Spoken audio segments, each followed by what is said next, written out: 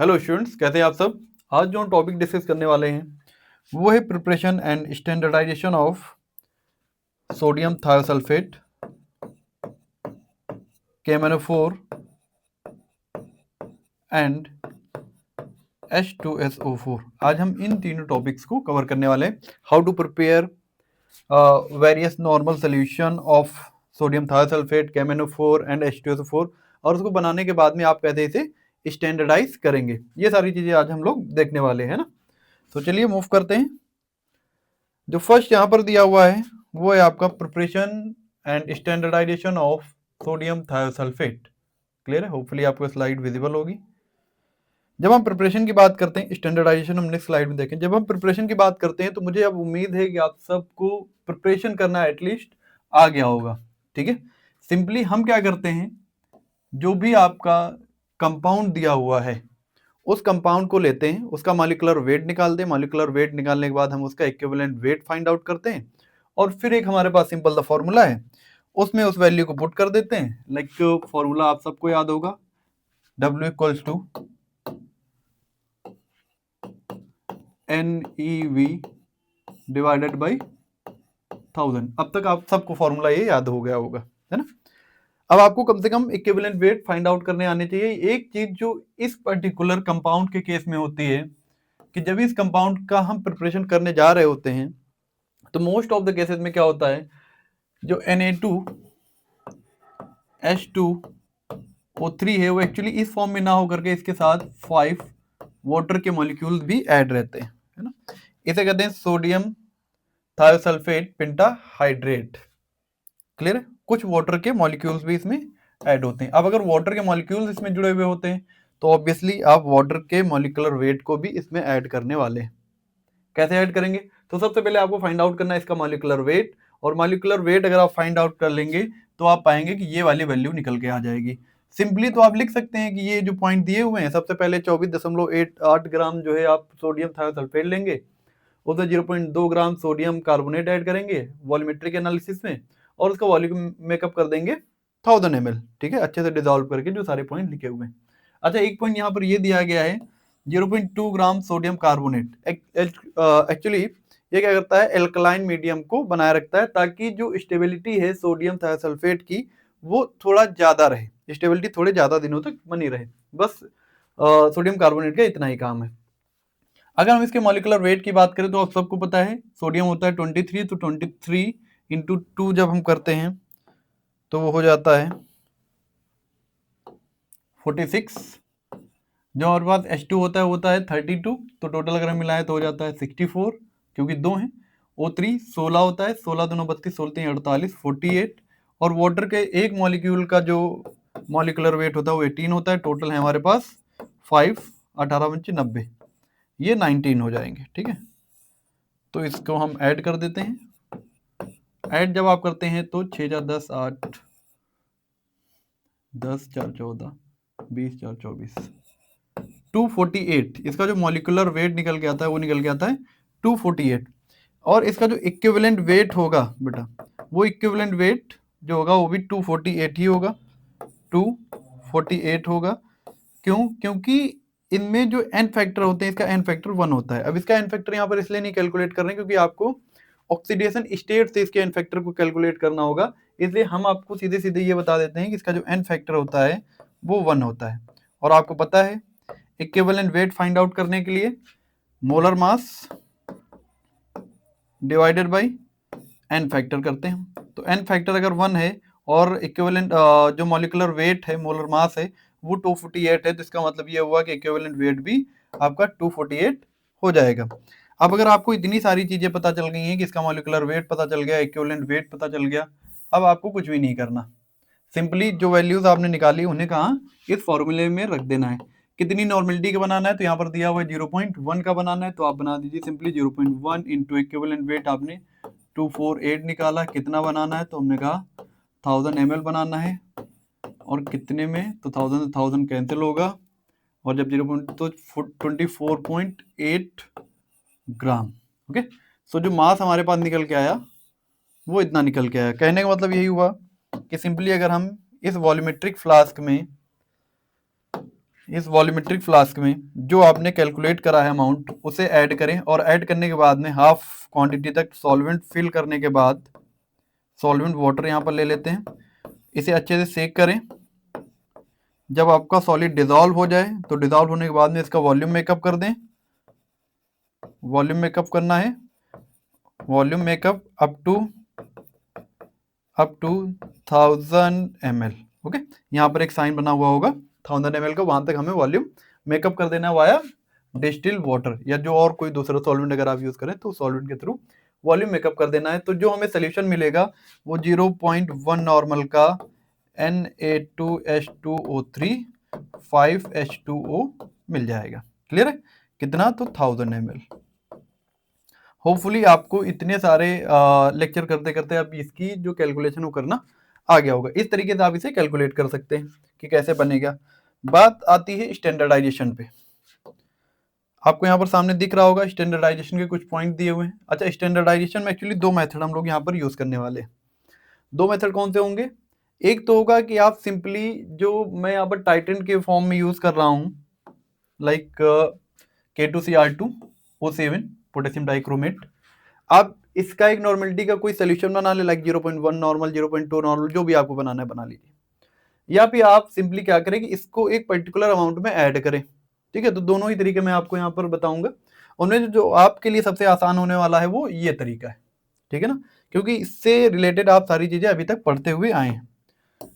तो अगर मैं सबसे पहले बात करूं कि आप प्रिपरेशन कैसे करेंगे, तो देखो आपको इतना तो पता है कि अब हमें टाइट्रेशन करने के लिए कुछ ब्यूरेट्स की नीड पड़ने वाली है एक तो। और ब्यूरेट में क्या फिल करेंगे? ब्यूरेट में यहां पर जो हम फिल करने वाले हैं, fill the burette with prepared sodium thiosulphate. ये जो सोल्यूशन आपने बनाया है इसको हम ब्यूरेट में लेने वाले हैं, Na2H2O3, और ये है यहाँ पर एनालाइट। एनालाइट, ठीक है, ये है एनालाइट। और यहाँ पर जो आपने टाइट्रेंट बनाया है वो हम टाइट्रेंट यहाँ पर लेने वाले। टाइट्रेंट क्या है हमारे पास? K2Cr2O7 potassium dichromate. इसको 0.1 नॉर्मल बनाना है। होपफुली आप सबको पता होगा कि 0.1 नॉर्मल कैसे बनेगा। इसके जो एन फैक्टर होते हैं मैं आपको बता देता हूँ। एन फैक्टर K2Cr2O7 का होता है 6। अब इसका बस आपको मॉलिक्यूलर वेट फाइंड आउट करना है, एन फैक्टर निकाल के इक्विवेलेंट वेट निकालना है। इक्विवेलेंट वेट जब निकल आएगा तो आप एग्जैक्टली कैसे बनाना है वो आपको पता चल जाएगा। अगर नहीं पता चल रहा है चलिए मैं डिस्कस कर लेता हूं आपसे कि 39 into 2 Cr2 52 into 2 oxygen 16 into 7, इतना करना है आपको। ठीक है ना, तो ये कितना हो जाएगा? 40 80 78 52 50 100 104 104, और ये कितना हो जाएगा? 16 इंटू 7 16 पे 80 2 8 3 11 11 112 112, इन्हें आपको ऐड कर देना है। तो 8 2 10 4 14 के 4 7 8 9 9 2 294। इसका जो मॉलिक्यूलर वेट आएगा वो 294 आएगा। और मैंने कहा जब आप इसका इक्विवेलेंट वेट फाइंड आउट करते हैं तो इक्विवेलेंट वेट फाइंड आउट करने के लिए जो हमें चाहिए क्या करना है? इक्विवेलेंट फाइंड आउट करने के लिए equivalent weight equal to molar mass यानी 294 डिवाइडेड बाई एन फैक्टर। तो ये हो गया हमारा 6 6 चौको 24 5 9 59 है ना, सॉरी 6 चौको 24 49 6 चौको 24 40 ठीक 49 आ जाएगा। तो अब आपको क्या करना है? इसको इस फॉर्मूले में रख देना है। W इक्वल्स टू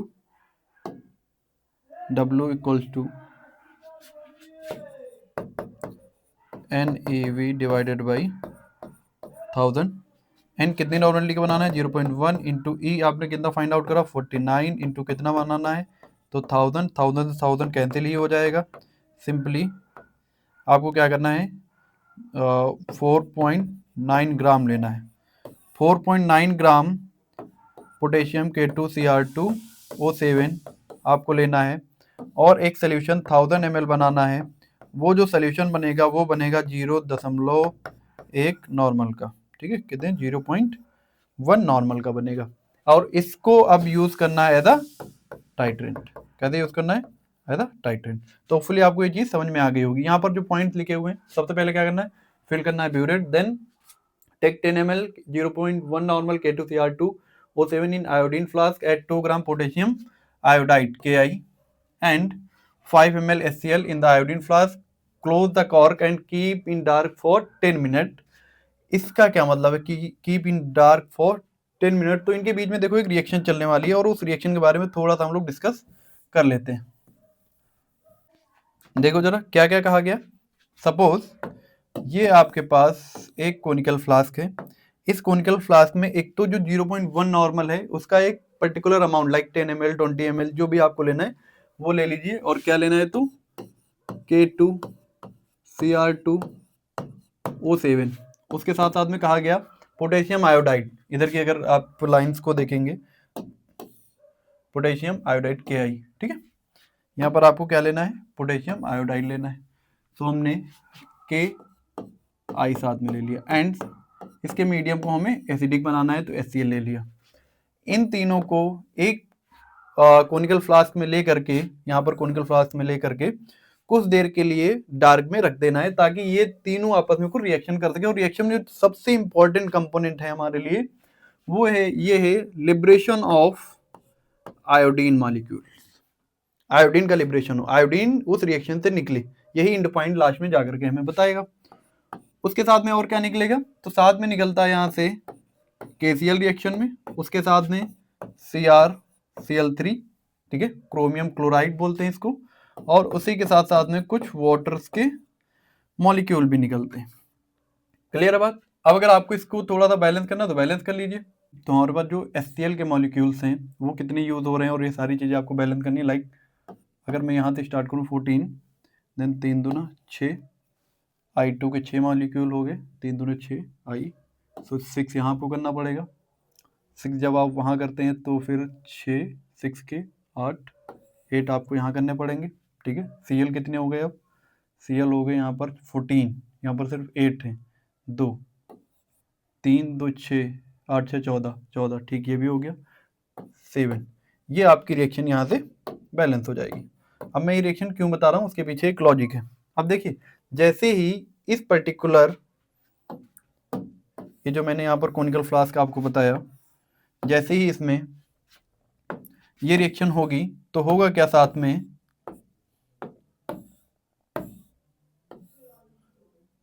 इसी में साथ में आयोडीन का फॉर्मेशन होगा। ओके, आयोडीन जब बनेगा तो उस आयोडीन को देखो, यहाँ पर हम इंडिकेटर क्या यूज कर रहे हैं, स्टार्च इंडिकेटर यूज कर रहे हैं। अब स्टार्च बनाने की भी अपनी एक प्रोसेस है। 1% स्टार्च सोल्यूशन यूज करते हैं एज इंडिकेटर, 1% स्टार्च सॉल्यूशन, ठीक है।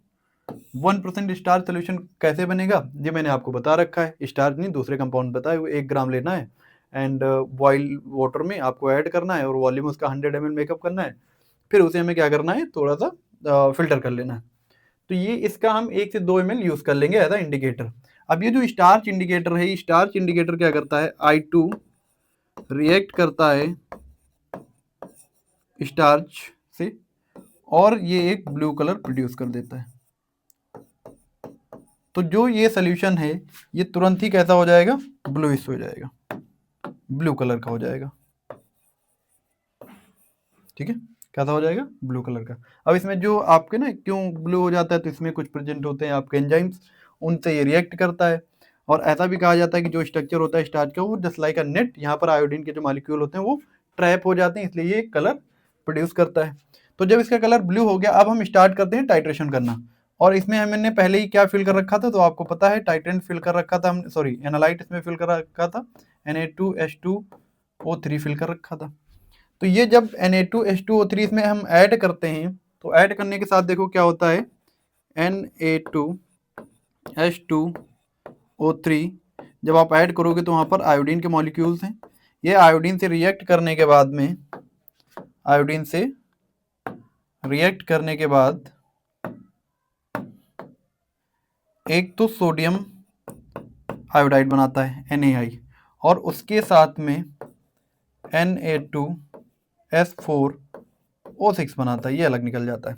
कहने का मतलब ये हुआ कि जैसे ही सारे आयोडीन, सारे लिबरेटेड आयोडीन आयोडाइड में कन्वर्ट होते हैं, सोडियम आयोडाइड में कन्वर्ट होते हैं, तो जो पहले ब्लू कलर आ रहा था वो ब्लू कलर अब डिसअपियर हो जाता है, ठीक है ना।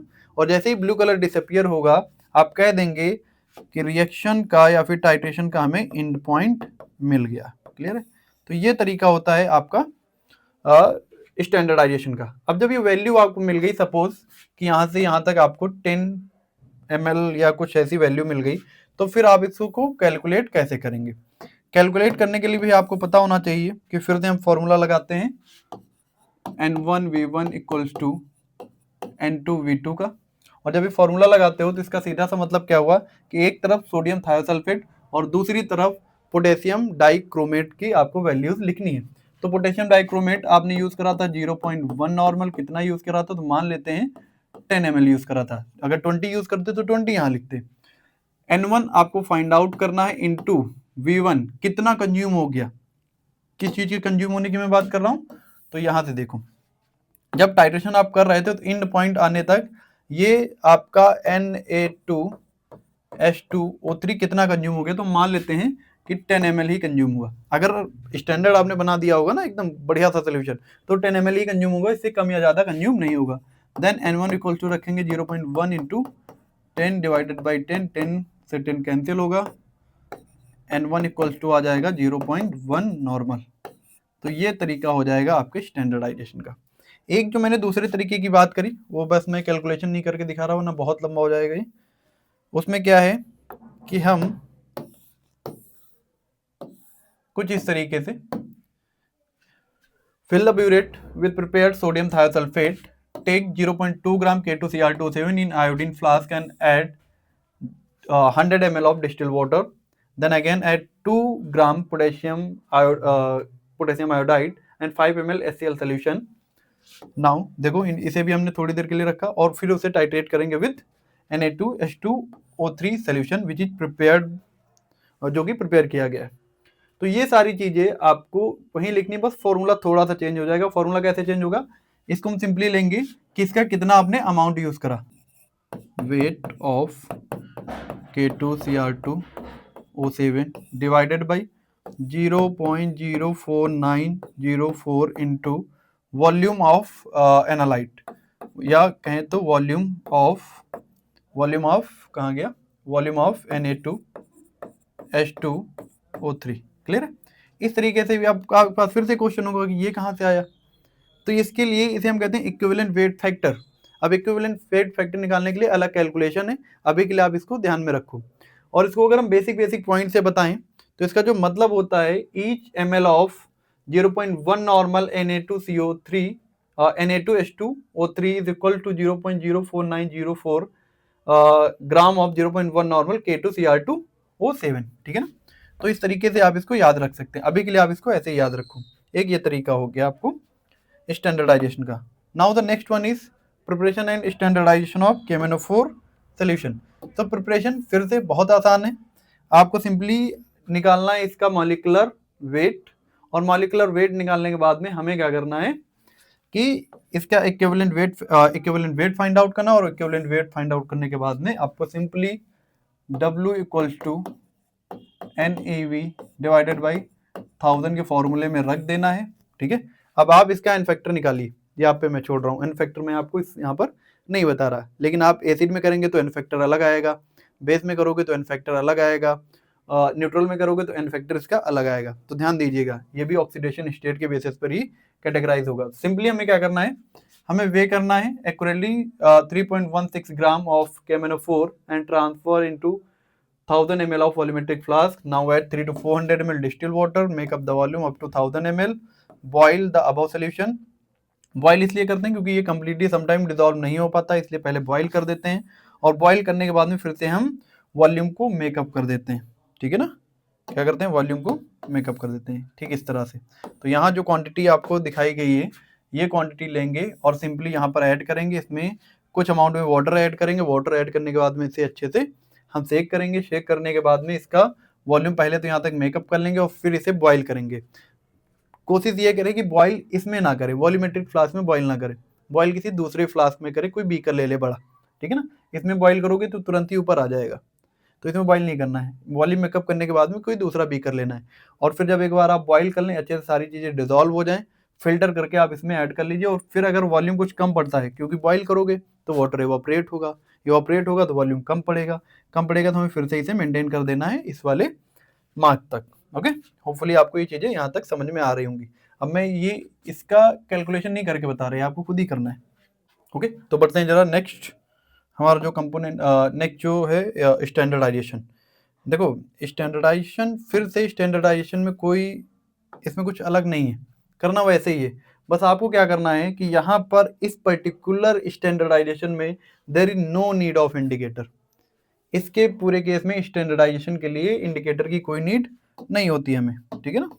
तो अगर इंडिकेटर की नीड नहीं है तो आप सोचेंगे कि इंड पॉइंट कैसे आएगा। सबसे पहला यहाँ पर पॉइंट दिया गया है, take 25 ml 0.1 normal standard oxalic acid solution, and ये मैंने आपको बहुत अच्छे से बनाना सिखाया है। एक तो स्टैंडर्ड है, ऑक्सिलिक एसिड है, याद है ऑक्सिलिक acid COOH and it also have 2 water molecules. Solution and 5 ml concentrated sulfuric acid in a conical flask, ठीक है। इसमें यहाँ पर हम इसको ले लेंगे। Warm the above solution at 70 degree, इसे एनालाइट मत लिखिए, इसे टाइटेनियम मत लिखिए। Fill the burette with prepared KMnO4 solution, तो ब्यूरेट को हम KMnO4 सॉल्यूशन से फिल करेंगे। क्लियर है। Start the titration till the pink colour appear and retain at least 30 second. आप देखो क्या करना है, जैसे ही आप इसमें ऐड करोगे, ठीक है, तो आपको पता है कि जो KMnO4 का कलर होता है लगभग ऐसा ही होता है जैसे मैंने KMnO4 लिखा है, ऑलमोस्ट कलर ऐसा होता है, ठीक है, इससे थोड़ा और डार्क होता है।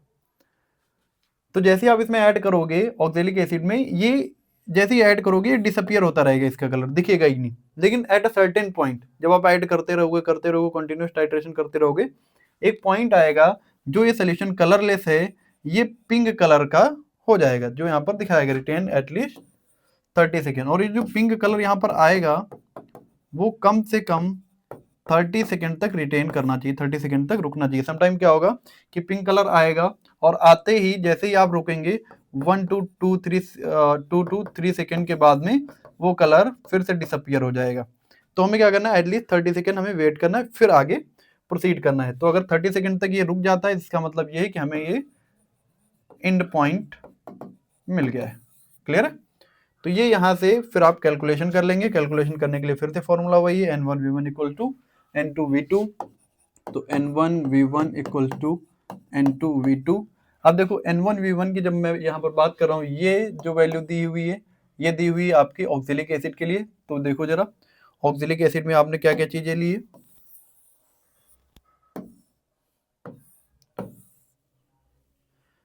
ऑक्सिलिक एसिड आपने लिया है 0.1 नॉर्मल का, इनटू कितना लिया है, तो 25 ml लिया है, इक्वल्स टू N1 हमें फाइंड आउट करना है, इनटू V1 कितना कंज्यूम हो गया, यहाँ से ये रेटिंग कितनी। तो आप देखो यहाँ पर अगर 25 लिया था ना, तो ऑलमोस्ट ये मान के चलो 25 ml ही कंज्यूम होगा। N1 अगर आइडियल बना हुआ है, खराब या कुछ गलत बन गया तो फिर तो अलग हो गया मामला। N1 equals to 0.1 into 25 divided by 25 to 25 cancel, N1 equal to again 0.1 normal. अगर स्टैंडर्ड आपने बनाया तो ये वैल्यू आएगी, लेकिन अगर ये 25 की जगह कुछ 30 या फिर 35 हो रही है, तो अल्टीमेटली ये वाली वैल्यू भी चेंज होगी, जो कि ये दिखाएगा जो सोल्यूशन आपने 0.1 नॉर्मल का क्लेम किया था वो 0.1 नॉर्मल का नहीं है। नेक्स्ट जो हमारे पास है उसको थोड़ा सा डिस्कस कर लेते हैं। अच्छा, एक चीज़ और अगर आपको समझ में ना आ रही हो, तो जो KMnO4 है इसका जो n फैक्टर है एसिडिक मीडियम में वो 5 होता है। अब आप जरूर कर लेंगे कि कैसे हम इसकी कैलकुलेशन करेंगे, तो आप पाएंगे ये वाला आपको मिल जाएगा। करना है, अगर करना है तो चलिए देख लेते हैं। K का कितना होता है, K अगेन 39, Mn होता है 54, ओके, एंड ऑक्सीजन 4 है, 16 दूना 32 दूना 64, 4 4 8 7 7 5 12 13 14 15। इसका जो मैंने कहा मॉलिकुलर इसका जो n फैक्टर होता है 5, 3 और 1, फिर कितने 2 बचे, 2 5 5 दोनों 5 चौके 20, अराउंड 31.4 समथिंग आएगा। अब ये जो वैल्यू है, ये जो इक्विवेलेंट वेट आया, इसे हम रखना है किसमें, यहाँ पर। तो n 0.1 बनाना है, e आपका 31.4 या 6 के आसपास आएगा, चलिए 5 रख लेते हैं, यहाँ 5 के आसपास आएगा। इंटू वॉल्यूम मान लेते हैं 1000 बनाना है, अगर 1000 ही बनाना है 1000 से 1000 कैंसिल हो जाएगा, तो ये जो वैल्यू आएगी 31.5 आएगी। एक्चुअली हो सकता है 6 आ रही हो, यहाँ पर कुछ कैलकुलेशन एरर हो गई हो, ठीक है ना, तो ये वही कैलकुलेशन आ जाएगा। नेक्स्ट जो हमारे पास कंपाउंड है वो है preparation and standardisation of 0.1 normal H2SO4 solution. ये जो H2SO4 सोल्यूशन है, इसको बनाना है आपको जस्ट लाइक HCl, जैसे आपने HCl में किया था।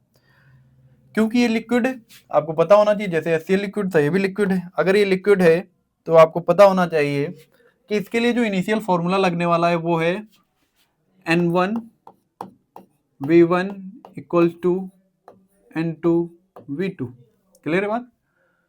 अब अगर इतनी चीजें आपको दे दी गई हैं N1V1 N2V2, तो आपको पता है कि यहाँ पर दिया क्या क्या है, 0.1 नॉर्मल बनाना है, कितना बनाना है वो दिया नहीं, तो हम लिख लेते हैं 1000 ml बनाना है। और इसकी पहले से ही नॉर्मलिटी होती है, वो होती है अराउंड 36.5 नॉर्मल का, ये पहले से ही सोल्यूशन होता है। कहने का मतलब ये है कि जो आपको बॉटल मिलती है, ठीक है, लैब में यूज करने के लिए, उस बॉटल पर आप पाएंगे तो अराउंड 98% की प्योरिटी लिखी होगी, और इस पे लिखा होगा कि ये 36.5 नॉर्मल का है। अब हम इस वॉल्यूमेट्रिक फ्लास्क में इससे कितना अमाउंट निकाल लें कि ये सोल्यूशन 0.1 नॉर्मल और 1000 ml बन जाए, यही चीज हमें फाइंड आउट करनी है। तो क्या क्या दिया है, 0.1 नॉर्मल दिया है, 1000 दिया है, और एक ये दे रखी है। इसका मतलब ये हुआ कि आपको एक तो 0.1 नॉर्मल दिया है, 1000 ml बनाना है, इक्वल्स टू 36.5 नॉर्मलिटी दी हुई है, इनटू V1 आपको फाइंड आउट करना है।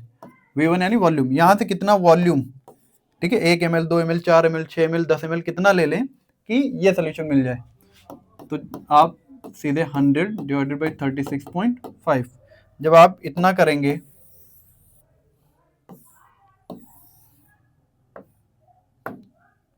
अब आप इसे कैलकुलेट कर लीजिए। जब आप कैलकुलेट करेंगे तो अराउंड जो यहाँ पर ये वैल्यू लिखी हुई है, लगभग ये आ जाएगी आपको V1 equal to 2.73 ml।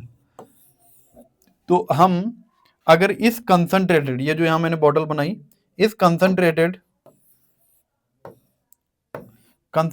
HCl की बॉटल से 2.73 ml निकाल के यहाँ ऐड कर लें, और फिर इसका वॉल्यूम मेकअप कर दें 1000 ml तक, तो जो सोल्यूशन हमें मिलेगा वो मिलेगा 0.1 नॉर्मल का HCl सोल्यूशन। देखो जरा यहाँ पर जो पॉइंट लिखे हुए हैं, in 1000 ml volumetric flask take approx 600 ml distil water.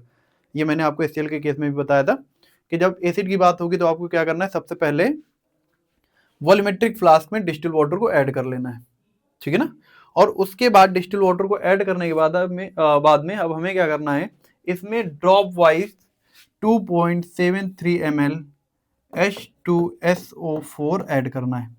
Add करने के बाद में फिर इसे सेक कर लेना है, और यहाँ तक जो मैंने मार्क बनाया, ये 1000 ml का कैपेसिटी का मार्क है, यहाँ तक वाटर से फिल कर देना है।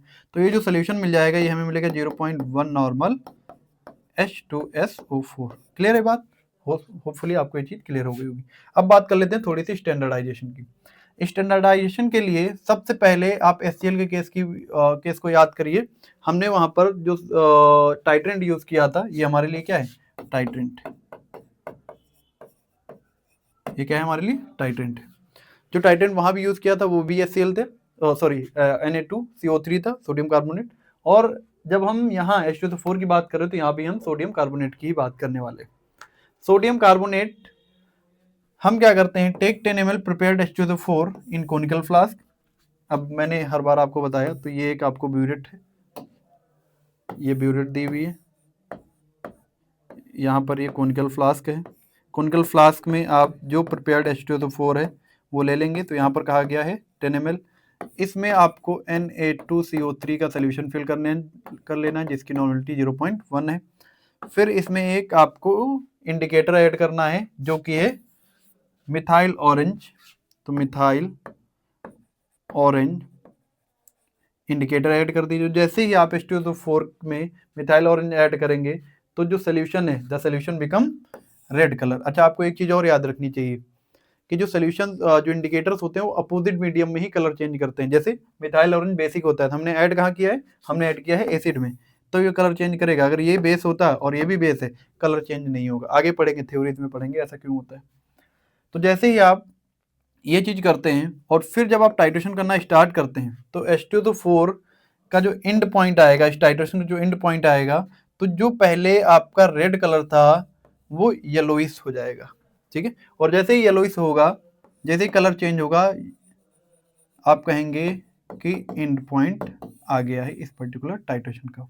और ऐसे करते करते आप अराउंड 3 वैल्यूज निकालेंगे इसकी, कम से कम 3 वैल्यूज आपको इसकी फाइंड आउट करनी है।